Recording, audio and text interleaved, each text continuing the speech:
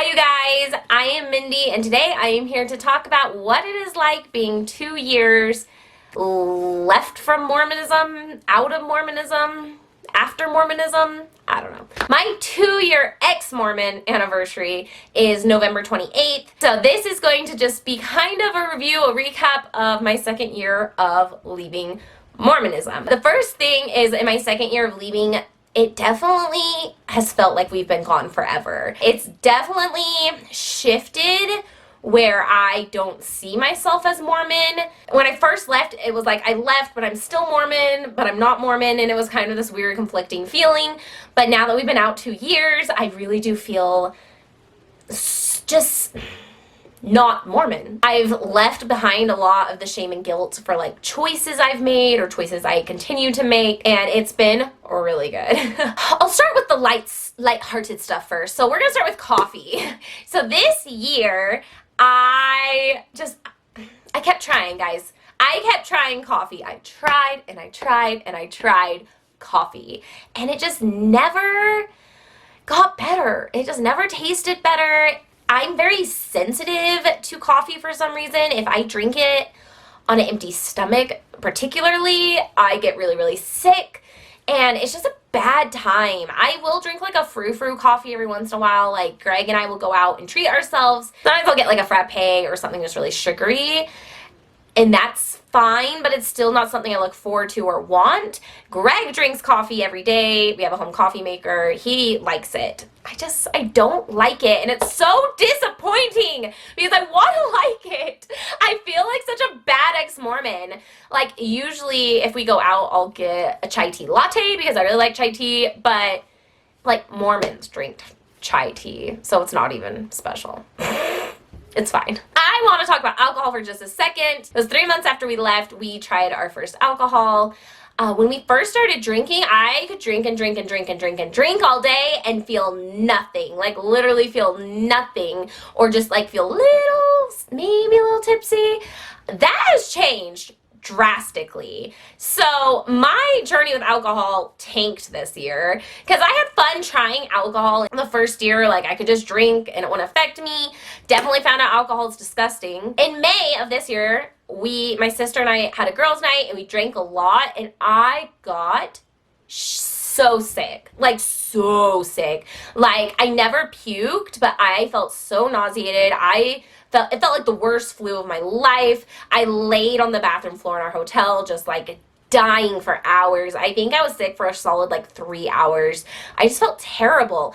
And the most frustrating part is I went from like 0 to 100. Like I didn't even feel tipsy at all when I started feeling sick. And I was making sure to eat and drink water and do all like the smart choice things. And I think, again, I didn't register that I was drinking too much because I didn't feel intoxicated. Gregory actually met us right before I got sick, and he hadn't been drinking, so he was sober. And I was like, Greg, did I seem intoxicated to you? And he was like, no. Like, I wasn't! So it was so disappointing. And since then, for some reason, I just get sick really easily. To be fair, though, I also feel tipsy like after 1 drink now. Like 1 drink and I can feel it. So I try and limit myself to 2 because any more than that and I will wake up in the middle of the night feeling so sick. So I don't really enjoy alcohol anymore. I mean, I'll have a drink sometimes, but like it doesn't taste great. Not my favorite. I like the frou-frou, fruity, sugary drinks. They're fine, but yeah, overall, it's not my jam. So, worst ex-Mormon ever. I feel like I'm not a normal ex-Mormon because I am an ex-Mormon who is very vocal about being ex-Mormon. I know that my story would be completely different if I hadn't decided to speak out about Mormonism. So, with that being said, my family relationships this year tanked. I mean, they were already pretty bad last year. They're worse now. I don't want to get too much into it because I've gotten a lot of backlash about talking about family relationships, and it's always really hard because I can't talk about them with anyone. I'm just really lonely in them because I have these really hard situations and these family members that aren't talking to me, and I want to express the hurt. I want to express the trauma of that, and I can't.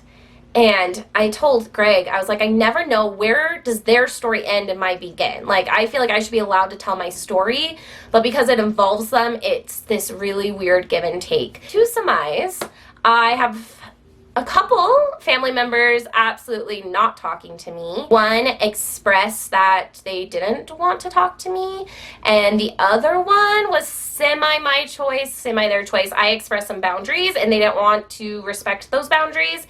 And so I didn't feel like they were safe anymore, and so we're not talking. And it's affected every relationship in my life, pretty much. And I'm not gonna lie, it's been really hard. It's gotten better, not because the relationships have improved, but because time has moved on. And how do you even describe? Like, how do you even describe what it's like to lose your person? Like, the people you were closest to. Like, these people I'm not talking to, I used to talk to every day, at least once a week. I mean, constantly. And now we just don't have that anymore. And I feel like that grief is going to be a part of my life for the rest of my life. And, you know, I have hope. A little bit of hope that they'll get better, but I don't plan on stopping speaking out about Mormonism and my experience and pain and trauma through that. And so I don't know if they'll ever improve. I was really surprised that my family and friends watch my ex-Mormon stuff, and kind of I don't get that mindset of why they feel like they want to watch it, but that was definitely surprising when I started making ex-Mormon content. And that's where, like, a lot of the problems came into play, is they would watch my ex-Mormon stuff and then be mad at me for it. And it was kind of frustrating in the sense of, like, you know it's ex-Mormon, you know you're not going to like it, so why are you watching it? The pain of someone choosing an organization over you is indescribable and really, really, really hurtful. I'm sure they don't see it that way, and I know I'm not innocent in this situation by any means, but it's still really hard. And maybe they see me choosing to post rather than have a relationship with them, but I don't see it that way. For me, I'm like, I've gone through this traumatic change, and I don't have people in my life that understand or I can talk to about it. And finding that community online saved my life. Like, it saved my mental health. It gave me a place to turn when I felt I had nowhere to go. So it's really hard, because I think they see me as choosing these strangers on the internet over them, and that's not what it is. I'm choosing me.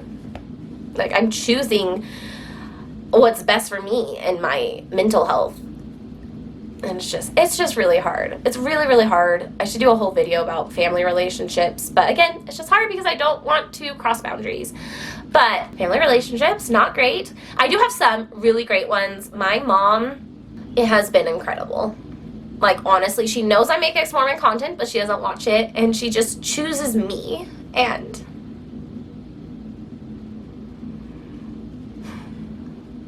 I'm so grateful for her decision to choose me over our religious differences, because I have so many people in my life that didn't choose that didn't make that choice, that chose to be offended and chose to watch my ex-Mormon content and chose to protect an organization that hurt me over listening to my pain. And that's really, really hard.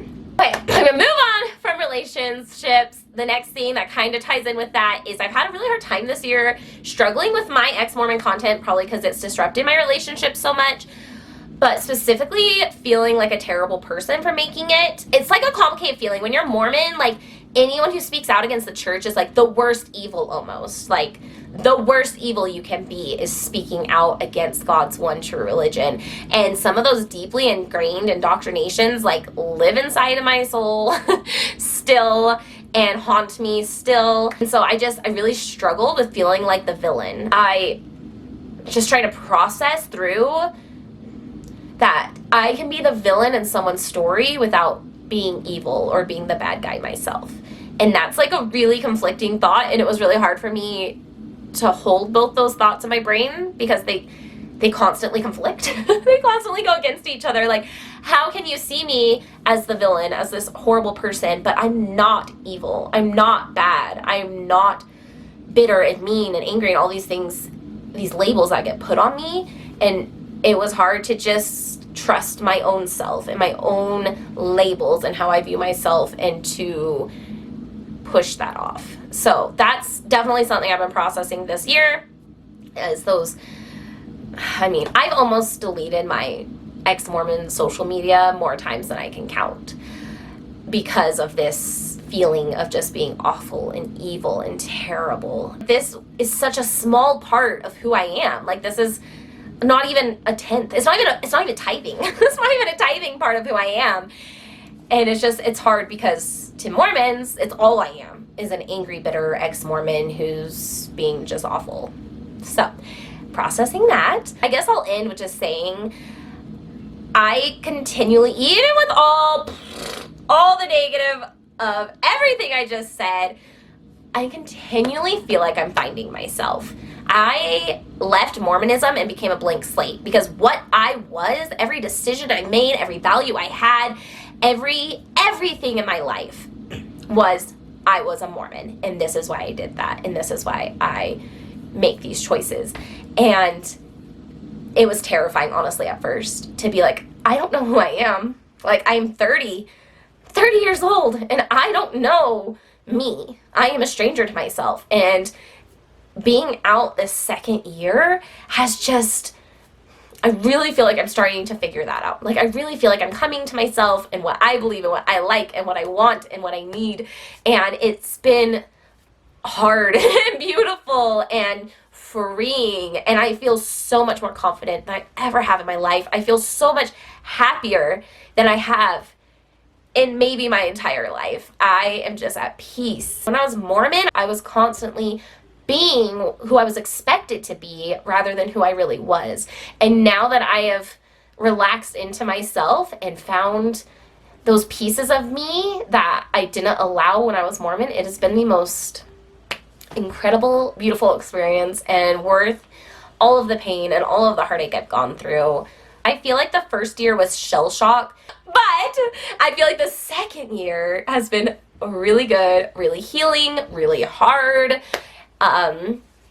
just different. And I'm excited to see what next year brings. I'm hoping family relationships might see some change or some improvement. I'm really hoping to sort out some of my anger with the church, just all the things. So that's it for this video. It's super long. If you stuck around, thank you so much. I appreciate, again, I kind of touched on it, but I just appreciate the ex-Mormon community. I mean, there's flaws, of course, but overall, I've had such a positive, beautiful experience with the ex-Mormon community on social media, and their love and encouragement and support. And I just love you guys. Thank you so much for being here, and I'll talk to you guys later. Bye, guys.